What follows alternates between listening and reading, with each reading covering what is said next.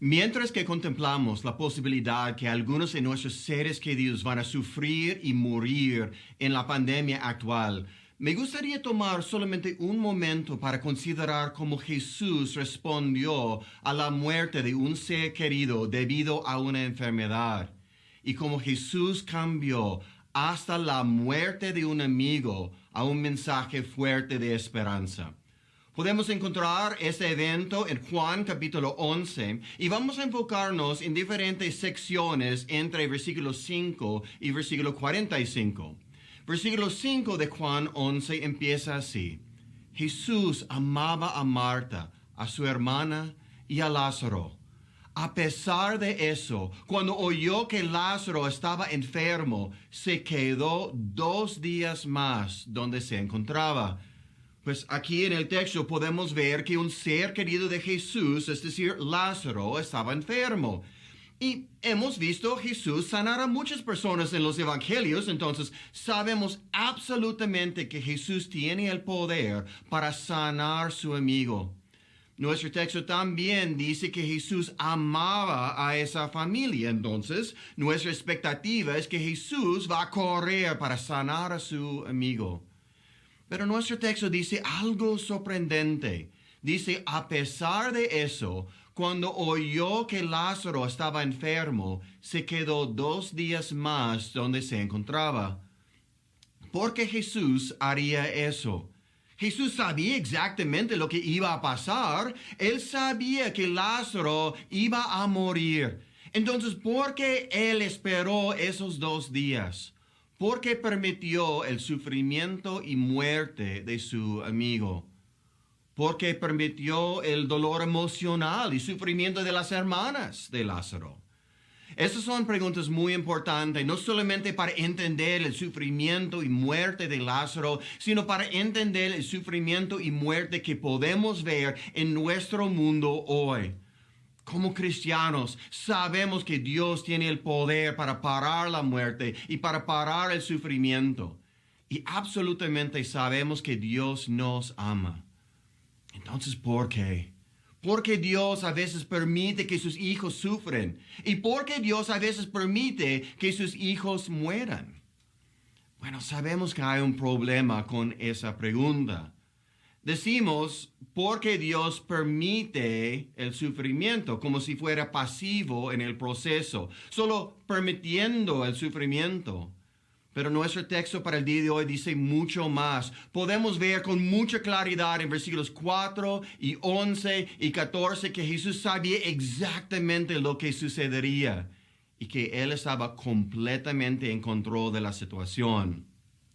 Pero eso quiere decir que el sufrimiento y muerte de Lázaro y el sufrimiento emocional de sus hermanas era parte del plan intencional de Jesús. Pero eso quiere decir que Dios intencionalmente trae sufrimiento a la vida de las personas, ¿o es simplemente algo que Él pasivamente permite? Podemos ponerlo en términos de lo que está ocurriendo en nuestro mundo hoy. ¿Es Dios solamente permitiendo esta pandemia de coronavirus o es una intencional y buena parte de su plan? ¿Qué dice la Escritura? Bueno, vamos a ver la relación que Dios tiene con el mal. En Isaías 45:7, por ejemplo, el Señor dice, yo formo la luz y creo las tinieblas, traigo bienestar y creo calamidad. Yo, el Señor, hago todas estas cosas. Pues el texto no dice permito calamidad, sino creo calamidad. Literalmente el Señor dice creo maldad. Eso es lo que el texto hebreo literalmente dice. Lamentaciones 3:38 también dice, ¿no es acaso por mandato del Altísimo que acontece lo bueno y lo malo? Pues ya también tenemos ejemplos de muchas guerras. Por ejemplo, en Josué 11:20 dice, porque el Señor endureció el corazón de los enemigos para que entablaran guerra con Israel. Así serían exterminados sin compasión alguna, según el mandato que el Señor le había dado a Moisés. Entonces, eso fue una instrucción del Señor. También otro texto interesante se encuentra en la primera libro de Samuel 16:14, que dice: el Espíritu del Señor se apartó de Saúl, y en su lugar el Señor le envió un espíritu maligno para que lo atormentara. No dice Satanás le envió un espíritu maligno, sino el Señor le envió un espíritu maligno. En el primer libro de los Reyes, 22-23, dice: así que ahora el Señor ha puesto un espíritu mentiroso en la boca de todos esos profetas de su majestad. El Señor ha decretado para usted la calamidad. En Isaías 10:5, el Señor dice: ay de Asiria, vara de mi ira, el garrote de mi enojo está en su mano. Pues podemos ver ejemplo tras ejemplo tras ejemplo así. Amos 3, 6-12, Jeremías 25, 9 y 12, Ezequiel 14, 9, etc. Una y otra vez encontramos al Señor no solamente pasivamente permitiendo destrucción y sufrimiento, sino activamente participando. Pero alguien me va a decir: ok, wow, pero esos todos son casos de gente mala, ¿no? Pues yo puedo creer eso, pero no puedo creer que el Señor traería intencionalmente sufrimiento en la vida de sus hijos. Pero otra vez, el asunto importante no es lo que podemos creer o no, sino qué dice la Biblia. Ahora, acompáñame por un segundo, ¿no? Porque yo creo que con esos próximos 3 ejemplos vamos a realmente entender el plan y propósito de Dios en esos tiempos de coronavirus y el sufrimiento en nuestras vidas y las vidas de otros. El primer ejemplo es Job. Entre otras cosas, sabemos que Job sufrió el robo, la enfermedad personal y la muerte de sus propios hijos. ¿Estaba Dios activo o pasivo en el mal que ocurrió en la vida de Job? Pues en un nivel podemos decir que el mal fue causado por ladrones, desastres naturales, enfermedad, etc. Pero la Biblia nos dice que alguien más estaba detrás del mal: Satanás, quien estaba tratando de tentar a Job a maldecir a Dios. Pues sería fácil para nosotros decir: bueno, Satanás es el activo y Dios está simplemente pasivamente permitiendo lo que ocurrió. Pero ¿qué dice Job en el fin de capítulo 1? Él dice: el Señor ha dado y el Señor ha quitado. No los ladrones han quitado, no un fuerte viento ha quitado, no la enfermedad ha quitado, ni siquiera Satanás ha quitado. Job dice: el Señor ha quitado. Pero ¿cómo puede Dios activamente participar en el mal y no ser culpable del mal? Bueno, podemos ver en capítulo 1 de Job, cuando los sabeos robaron las vacas de Job, en versículos 14 y 15 de Job capítulo 1. ¿Cuál fue su motivación? Para hacerse rico, ¿no? Es decir, tenían motivos malvados. Y cuando Satanás estaba usando a los sabeos para robar las vacas de Job, ¿cuál fue su motivación? Porque obviamente Satanás no necesita vacas, ¿verdad? Su motivación fue hacer que Job maldijera a Dios. Otra vez, motivos malvados.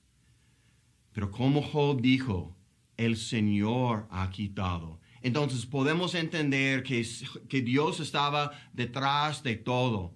Y cuando Dios usó a Satanás y también usó a los sabeos para tomar las vacas de Job, ¿cuál fue su motivación? Dios simplemente estaba trabajando por su propia gloria y el bien de Job. Sus motivos eran santos y buenos. Entonces, el mismo sufrimiento que era un instrumento de mal en las manos de Satanás y un instrumento de mal en las manos de los sabeos, es un instrumento santo de gloria en las manos de Dios. Podemos preguntar eso en una manera diferente. Por ejemplo, si un hombre usa un cuchillo para cortar el cuerpo de otro hombre, ¿es eso algo bueno o malo? Y la respuesta, por supuesto, es, pues depende.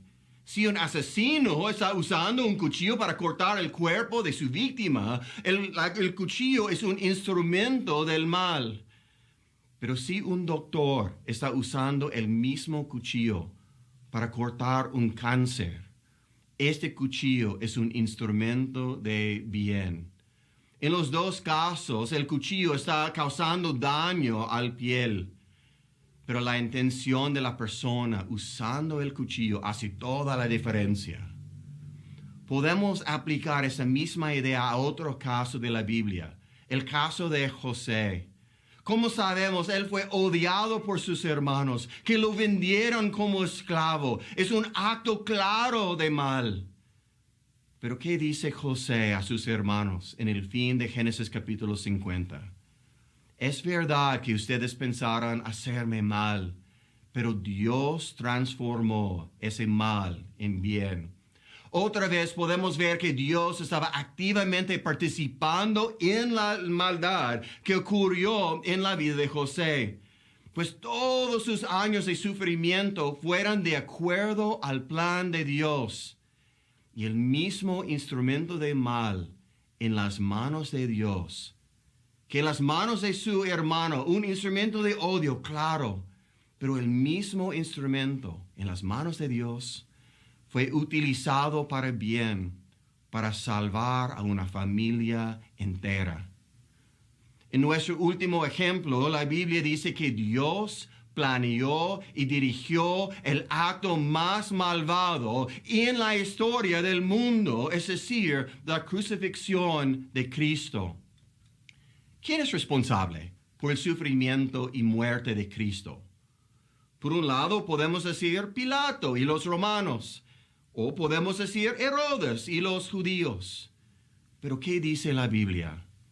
En Hechos 4, versículos 27 y 28, la iglesia primitiva dijo en oración a Dios, porque en verdad en esta ciudad se unieron tanto Herodes como Poncio Pilato, juntamente con los gentiles y los pueblos de Israel, contra tu santo siervo Jesús, a quien tú ungiste, para hacer cuanto tu mano y tu propósito habían predestinado que sucediera. Entonces podemos ver que la crucifixión fue planeado por Dios. Pero si Dios planeó la crucifixión de Cristo, ¿eso quiere decir que Dios es malo? Claro que no. ¿Pero por qué? Otra vez, ¿cuál era el motivo de Dios en la crucifixión? Su propia gloria por medio de la resurrección y exaltación de Cristo. Dios usó este instrumento de sufrimiento y muerte para salvar a su pueblo de sus pecados. Ahora estamos listos para entender por qué Jesús esperó hasta que Lázaro sufrió y murió antes de viajar a verlo. Jesús iba a usar el instrumento de la muerte para la gloria de Dios y el bien de los discípulos. Versículo 4 nos dice, cuando Jesús oyó esto, dijo, esta enfermedad no terminará en muerte, sino que es para la gloria de Dios, para que por ella el Hijo de Dios sea glorificado. Y versículo 14 también podemos ver que es parte del plan de Dios cuando dice, por eso Jesús les dijo claramente, Lázaro ha muerto. Y por causa de ustedes me alegro de no haber estado ahí para que crean. Pero vamos a verlo. ¿Qué tenía Jesús en mente? Obviamente empezamos la respuesta empezando con versículo 17. Dice, a su llegada Jesús se encontró con que Lázaro llevaba ya 4 días en el sepulcro. Betania estaba cerca de Jerusalén, como a 3 kilómetros de distancia, y muchos judíos habían ido a causa de Marta y de María a darles el pésame por la muerte de su hermano. Cuando Marta supo que Jesús llegaba, fue a su encuentro, pero María se quedó en la casa. Señor, le dijo Marta a Jesús, si hubieras estado aquí, mi hermano no habría muerto. Pero yo sé que aún ahora Dios te dará todo lo que le pidas. Marta, como muchos de nosotros, no entendió completamente el plan de Dios, pero ella tenía una confianza en Jesús. Y Jesús le respondió en versículo 23, tu hermano resucitará, le dijo Jesús. Yo sé que resucitará en la resurrección en el día final, respondió Marta. Es obvio que Marta tenía una confianza que un día, eventualmente, Lázaro sería resucitado de entre los muertos. Pero Jesús tenía algo más importante en su mente. Versículo 25. Entonces Jesús le dijo, yo soy la resurrección y la vida. El que cree en mí vivirá aunque muera, y todo el que vive y cree en mí no morirá jamás. ¿Crees esto? Pues estamos acostumbrados a pensar en la resurrección de Jesús como un evento, pero según Jesús, la resurrección no es principalmente un evento. La resurrección es principalmente una persona, Jesús mismo. La resurrección no es simplemente algo que Jesús va a hacer en el día final. La resurrección es algo que Jesús es ahora mismo. Él nos dijo, yo soy la resurrección y la vida. Y Marta respondió bien a las palabras de Jesús. Sí, Señor, yo creo que tú eres el Cristo, el Hijo de Dios, el que había de venir al mundo. Dicho esto, Marta regresó a la casa y llamando a su hermano Marta, le dijo en privado, el maestro está aquí y te llama. Cuando María oyó eso, se levantó rápidamente y se fue a su encuentro. Jesús aún no había entrado en el pueblo, sino que todavía estaba en el lugar donde Marta se había encontrado con él. Los judíos que habían estado con María en la casa, dándole el pésame, a ver que se había levantado y había salido deprisa, la siguieron, pensando que iba al sepulcro a llorar. Cuando María llegó a donde estaba Jesús y lo vio, se arrojó a sus pies y le dijo, Señor, si hubieras estado aquí, mi hermano no habría muerto. Al ver llorar a María y a los judíos que le habían acompañado, Jesús se turbó y se conmovió profundamente. ¿Dónde lo han puesto?, preguntó. Ven a verlo, Señor, le respondieron. Y Jesús lloró.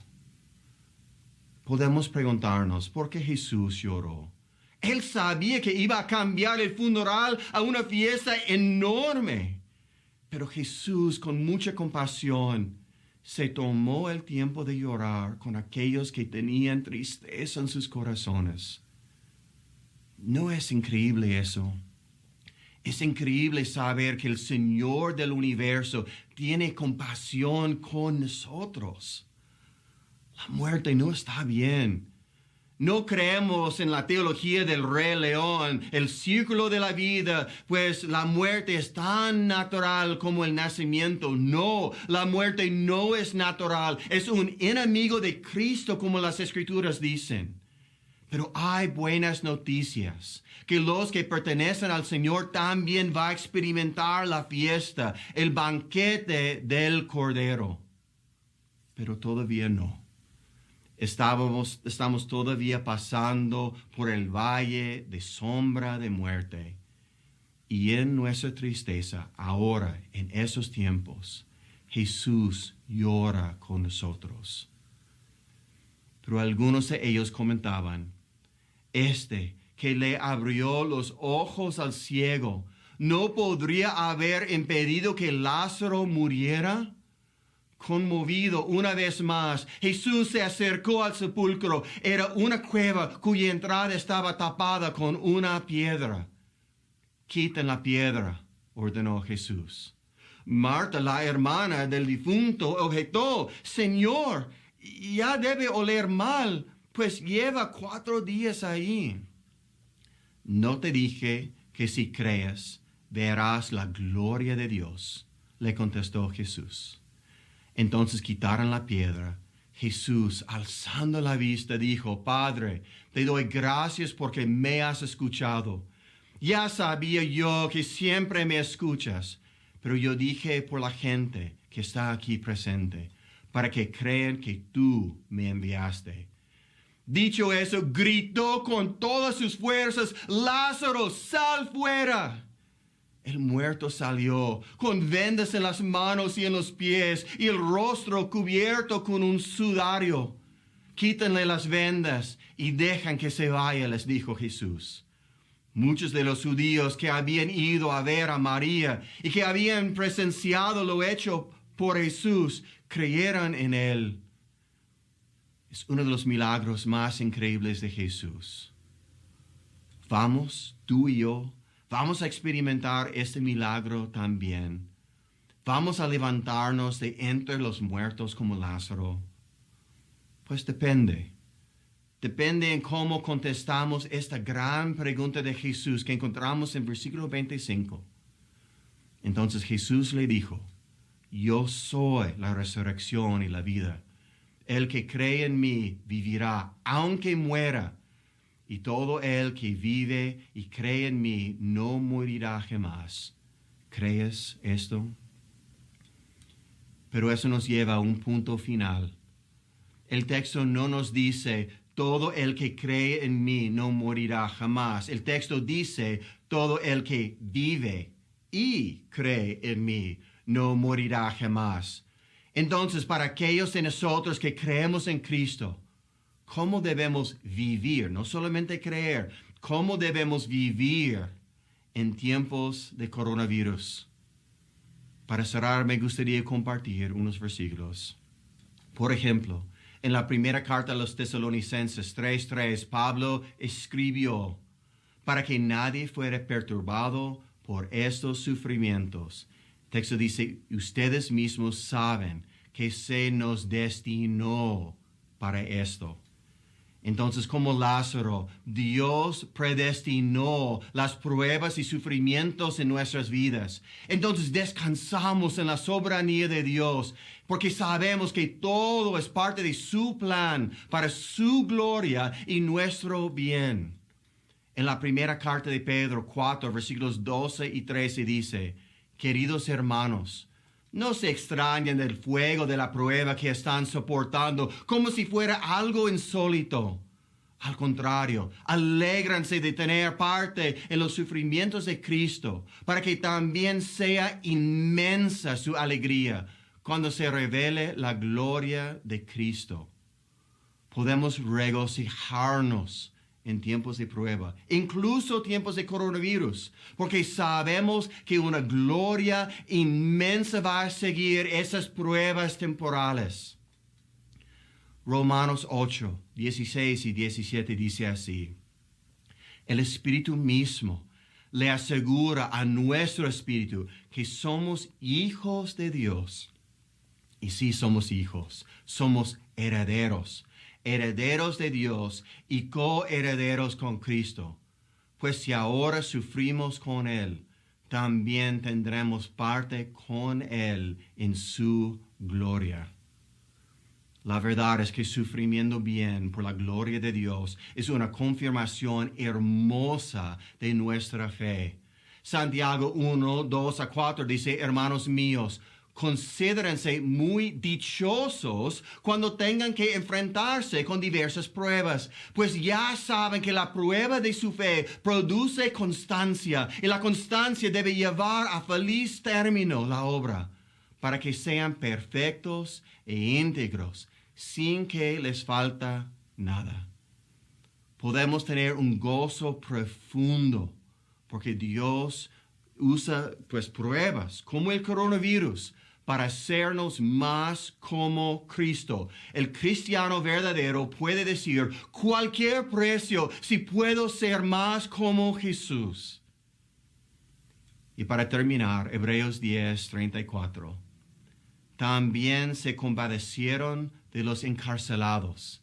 Y cuando a ustedes les confiscaron sus bienes, lo aceptaron con alegría, conscientes de que tenían un patrimonio mejor y más permanente. Sabemos que en el sufrimiento y pérdida, Dios está quitando los deseos de este mundo de nuestros corazones y preparándonos por un patrimonio mejor y más permanente. Entonces, en esos momentos de coronavirus, ¿cómo estamos? ¿Tememos por nuestras vidas? ¿Tememos por nuestras posesiones? ¿Nos aferramos desesperadamente a las cosas de este mundo?